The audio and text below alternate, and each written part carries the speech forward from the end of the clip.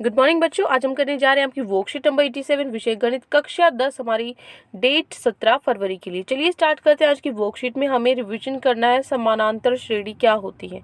देखो, समानांतर श्रेणी क्या होती है? संख्याओं की ऐसी सूची जिसमें दिए गए पहले पद से शुरू करते हुए प्रत्येक पद पहले पद से के अतिरिक्त, मतलब जब आगे आगे जैसे बढ़ते रहेंगे हम, तो अपने पिछले पद में एक निश्चित संख्या जोड़ने पर प्राप्त होता है। इसमें 2 जोड़ा, यहाँ पर भी 2 जोड़ा, यहाँ पर भी 2 जोड़ा, मतलब सब में बराबर बराबर जोड़ रहे हैं और एक क्रम बना रहे हैं संख्याओं का, तो वो क्या हो जाएगी? हमारी समांतर श्रेणी। ठीक है। अब देखो, सूची की प्रत्येक संख्या क्या होती है? पद कहलाती है। जैसे मैंने लिखा था 2, 4, 6, 8, तो ये 2 क्या है? पद है। 4 क्या है? पद है। ये क्या है? जो ये इसके पद हैं। एक निश्चित संख्या अर्थात प्रत्येक पद का अपने पिछले पद से अंतर सार्व अंतर कहलाता है। मतलब कहने का है ये कि 2, 4, 6, 8 ये है। इसके अलावा कुछ भी हो सकता है। ये 2 की टेबल जरूरी नहीं है कि टेबल ही इंक्लूड होगी, कोई भी कुछ भी नंबर हो सकता है इसमें। जैसे मैं 8 में से अगर मैं 6 माइनस करती हूँ, ठीक है, तो मेरा कितना आया? 2 आया। 6 में से 4 माइनस करती हूँ, क्या आया? 2 आया। तो इनके बीच में जो अंतर है, पद के बीच में जो अंतर है, सभी के बीच में समान ही अंतर होगा, एक जैसा अंतर होगा। वो क्या होता है? सार्व अंतर। ये सार्व अंतर धनात्मक, ऋणात्मक और शून्य हो सकता है। मतलब प्लस, माइनस और 0 कुछ भी हो सकता है। ये इसे डी द्वारा निरूपित किया जाता है। ठीक है। समानांतर श्रेणी का व्यापक रूप मतलब कैसे दिखते हैं? मतलब आपको पता लगाना है, जैसे 2, 4, 6, 8 है, आपको पता लगाना है पहली श्रेणी आपके पास 2 है, दूसरी क्या होगी? a plus D. दूसरी क्या होगी? यहाँ पे 2 का गैप है, कितनी होगी? 4 होगी। तीसरी क्या होगी? a प्लस 2d, 6 होगी। फिर क्या होगी? 8 होगी। ठीक है ना। इस तरीके से होती हैं, ये फिक्स होते हैं। यही होती है एपी में हमारी जो संख्या है उनका, अगर हम समानांतर श्रेणी में व्यापक रूप करें तो। ठीक है।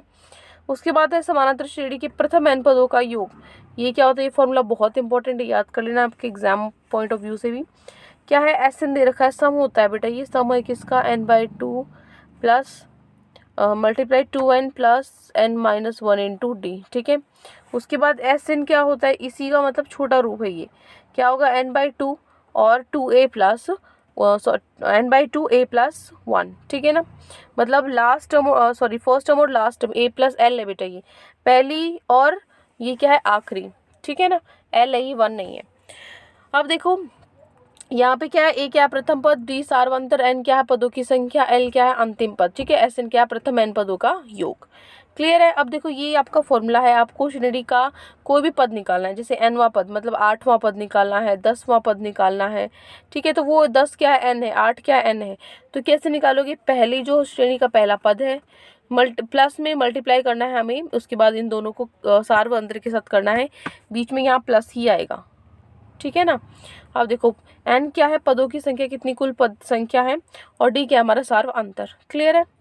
अब चलो आगे देखो, आगे क्या दिया हुआ है। यदि A B C A P में है, अगर ए बी सी मान लीजिए तीनों की ए पी बनाई हुई है, ठीक है, तो क्या होगा? जो पहला और जो आखिरी है, ठीक है, बी ए सी तथा सी का समानांतर मध्य कहलाएगा। कि मान लो आपके पास ये 3 नंबर है ए बी सी, जो आपके पास बी ए तथा सी का समानांतर माध्य कहलाता है। मतलब क्या होगा? यहाँ पे मैंने आपको बताया था कि सबके बीच में क्या होता है?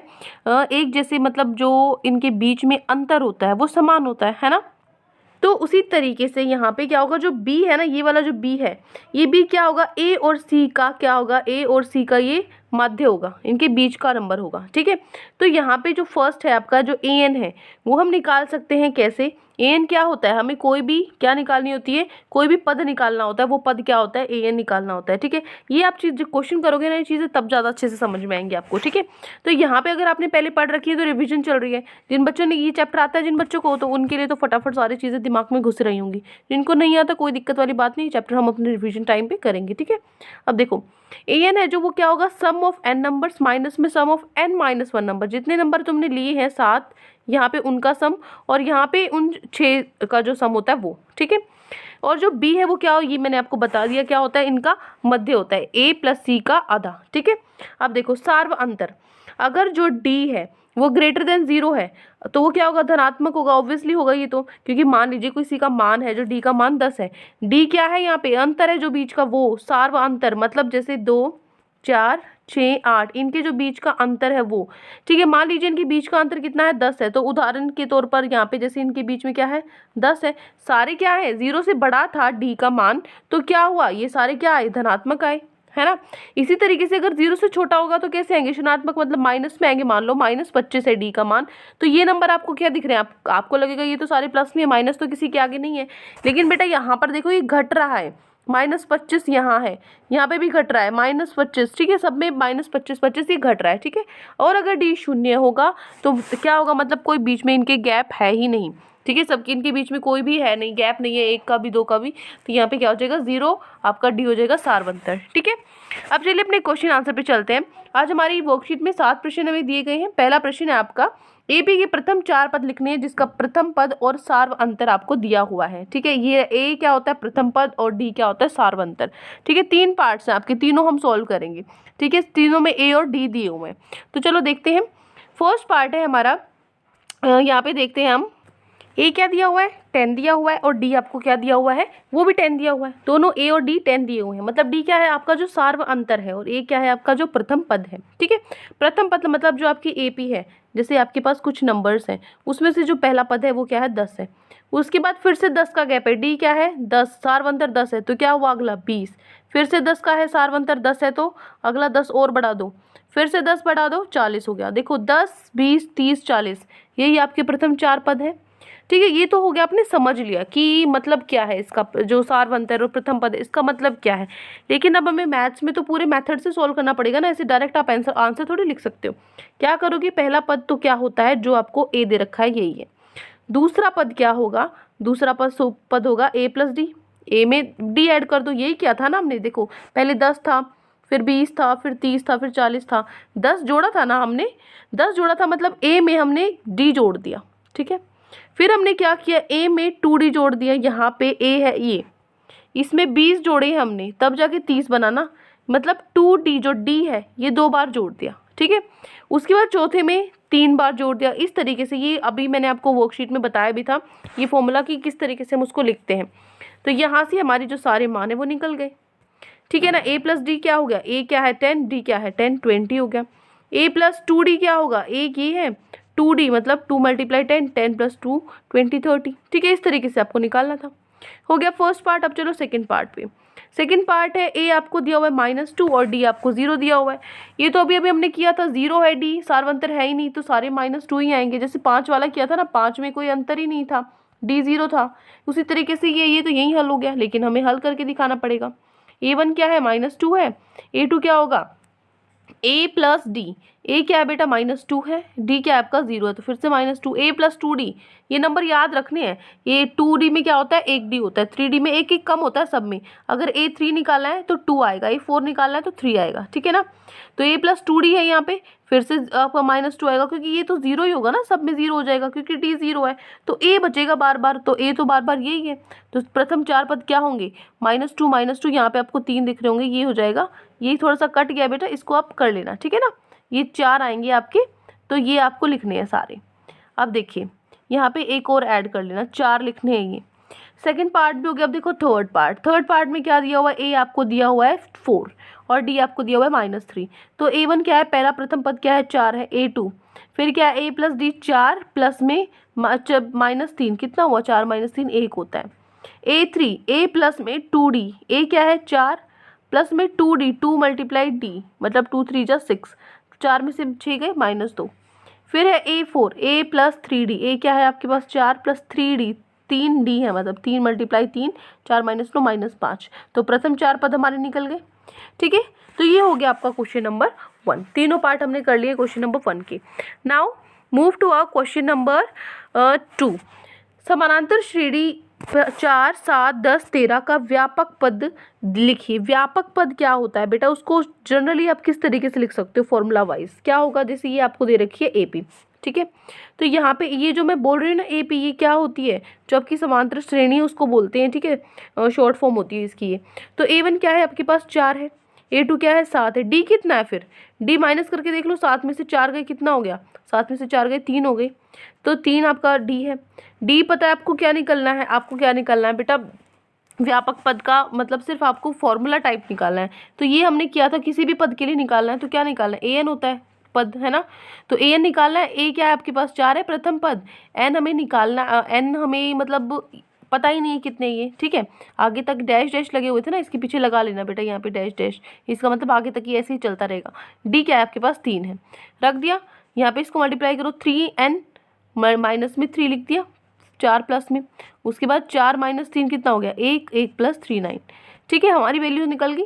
तो ये an है, इसको n फॉर्म में ही छोड़ना है कि आप कहीं भी किसी भी टर्म के लिए अगर आपको फोर्थ टर्म के लिए निकालना है तो n की जगह 4 रखो, तो आपका इसी से आपकी फोर्थ टर्म निकल आएगी। जैसे 1 + 3 n की जगह 4 रखो, 1 + 3 4 12 होता है 13 है। अब देखो फोर्थ टर्म 13 है, 1 2 3 4 फोर्थ टर्म 13 है। ऐसे जनरल फॉर्मूला निकालना था सिर्फ, ठीक है। हो गया प्रश्न नंबर 2। तो ये था व्यापक पद। अब देखो प्रश्न नंबर 3 हम करते हैं।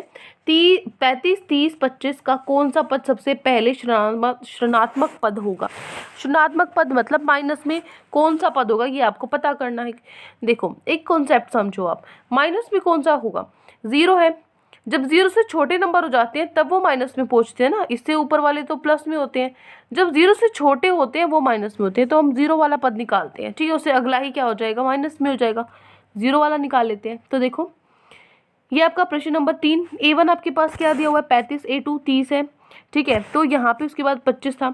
ये जो D है आपका सारवंतर कितना है 35 में से, यहाँ पे 30 में से 35 माइनस करो, -5 है। तो an को 0 मान लेते हैं, क्यों, क्योंकि उसके नीचे वाला इससे अगला ही क्या होगा आपका, जैसे ये आपके पास नंबर्स हैं, ठीक है, इधर बढ़ते रहेंगे, ये 0 है माइनस, फिर क्या होगा 0 के बाद ही माइनस आएगा, 0 के बाद माइनस आएगा। तो मैं 0 वाला निकाल लेती हूँ। अगर मेरे पास मान लो ये 8वां पद 0 है तो इसका मतलब 9वां पद क्या हो जाएगा, माइनस में हो जाएगा, ठीक है, जो मैंने यहाँ पे निकाल रखा है। तो क्या करेंगे, आपको पद के लिए कौन सा फॉर्मूला यूज़ करना होता है, a + n - 1d। ए क्या है बेटा 35 है, n हमें नहीं पता, n हमें निकालना है, कौन सा पद है 0, d क्या है आपके पास -5 है, बस हल कर दो, -5n और यहाँ पे हो गया 5, ठीक है। तो 35 + 5 40, 40 - 5n = 0, 40 क्या हो गया 5n के बराबर हो गया। तो 40/5 क्या हो गया n हो गया, ठीक है। आप इसको कट करोगे 8 = n। तो ऋणात्मक पद क्या होगा जो 9th होगा। ये तो 9 पे तो 0 होगा ना, यहाँ पे ये देखो 9, यहाँ पे 8 पे तो 0 होगा, तो 9 माइनस पे होगा 9वां पद, ठीक है ना। ऋणात्मक पद कौन सा होगा 9वां। हो गया क्लियर। ये हो गया आपका प्रश्न नंबर 3। अब चलते हैं प्रश्न नंबर 4 पर। प्रश्न 4 है 10 और 250 के बीच 4 के कितने गुणज हैं, ठीक है। 10 और 250 के बीच 4 के कितने गुणज हैं। तो अब आप देखोगे 10 आता है 4 की टेबल में, 10 तो नहीं आता, 11 भी नहीं आता, 12 से शुरू होगा, मतलब 12 के बाद तो आसान है, 4 4 जोड़ते जाओ 16, फिर क्या हो जाएगा 20, फिर क्या हो जाएगा 24, ठीक है। फिर लास्ट वाला देखो 250 आता है, 250 तो नहीं आता। 249 देखो 249 भी नहीं आता। 248 देखो ये आता है, 248 आता है। तो मतलब कितना हो गया, ये हो गया आपका क्वेश्चन नंबर 4, ठीक है। ये आपका प्रश्न नंबर 4। ये आपको एपी होगी 12 होगी, 16 20 24 और ये हो गया 248, ठीक है, क्योंकि ये 4 से विभाजित होते हैं, हमने करके देख लिए इसलिए हमें पता लग गया। अब देखो पहली टर्म क्या है, पहला पद है आपके पास 12, दूसरा क्या है 16, ठीक है। और ए एन जो लास्ट वाला है वो कितना है 248 है। डी कितना है, सारवंतर कितना है, इसमें से माइनस करो 16 - 12 4 है सारवंतर, सब कुछ तो दे रखा है। एन निकालना है आपको, कितने पद होंगे, तो कैसे निकालोगे, ए एन क्या होता है, पद निकालने के लिए क्या फॉर्मूला होता है, a + n - 1d, ठीक है। ए एन क्या होगा 248 होगा, ठीक है, = ए क्या है बेटा आपके पास 12 है, एन हमें निकालना है कि कितने पद हैं, और डी आपके पास क्या है 4 है, ठीक है। तो यहाँ से 248 में से 12 माइनस करेंगे 236, क्या इधर क्या बचा 4n - 4, ये जो -4 इधर आके ये भी प्लस हो जाएगा, 240 आ गया 4n के बराबर, तो n कितना आ गया 60। तो 60 कुल यहाँ पे 10 से लेके 250 के बीच में 60 जो ऐसे नंबर है जो 4 से विभाजित होते हैं, ठीक है। हो गया चौथा क्वेश्चन। अब हम चलते हैं हमारे प्रश्न नंबर 5 पर। प्रश्न 5 है, एक एपी लिखिए जिसका व्यापक पद 5n + 4 है, ठीक है। जिसका व्यापक पद 5n + 4 दे रखा है, तो n की जगह एक बार 1 रख लो, ठीक है, फिर एक बार 2 रख लो, फिर 3 रख लो, 4 रख लो, 4 निकालने जितने भी पद निकालने हैं आपको, ठीक है। तो देखिए कैसे निकालेंगे, क्वेश्चन नंबर हमारा है 5। ये देखो आपका प्रश्न नंबर 5। ये क्या आपको दिया था एन 5n + 4 दिया हुआ था, तो n की जगह 1 रखो, तो कितना हो गया 5 × 1 = 5 प्लस में 4 9। इसी तरीके से n की जगह 2 रखो, 5 2 ज़ा 10 प्लस 4 14, फिर n की जगह 3 रखोगे तो 19 आएगा और n की जगह 4 रखोगे तो 24 आएगा। ठीक है, तो आपकी AP क्या बन गई 9 14 19 24। ठीक है, सब में देखो ध्यान से कितना कितने का गैप है, यहाँ पे कितने का गैप है 5 का, यहाँ पे भी 5, यहाँ पे भी 5 5 का गैप है आपका। ठीक है, तो ये हो गया आपका क्वेश्चन नंबर 5। क्लियर है। अब हम चलते हैं अपने प्रश्न नंबर 6 पर। प्रश्न 6 है, AP के प्रथम 22 पदों का योग ज्ञात करना है आपको। D दे रखा है सारवंतर और 22वां पद दे रखा है। ठीक है, 22वां पद मतलब आखिरी वाला दे रखा है और 22 पद का ये हमें निकालना है। तो कैसे निकालेंगे, चलो देखो सबसे पहले आपको दे रखा है क्या, सारवंतर दे रखा है D। ठीक है, D दे रखा है लेकिन D से थोड़ी निकलेगा, है ना। तो क्या पता होना चाहिए, हमें A पता होना चाहिए। ठीक है, A जब आपके पास पहला पद पता होगा आपको तभी निकलेगा। ठीक है, तो देखो अब इस A को निकालने के लिए हम क्या करेंगे।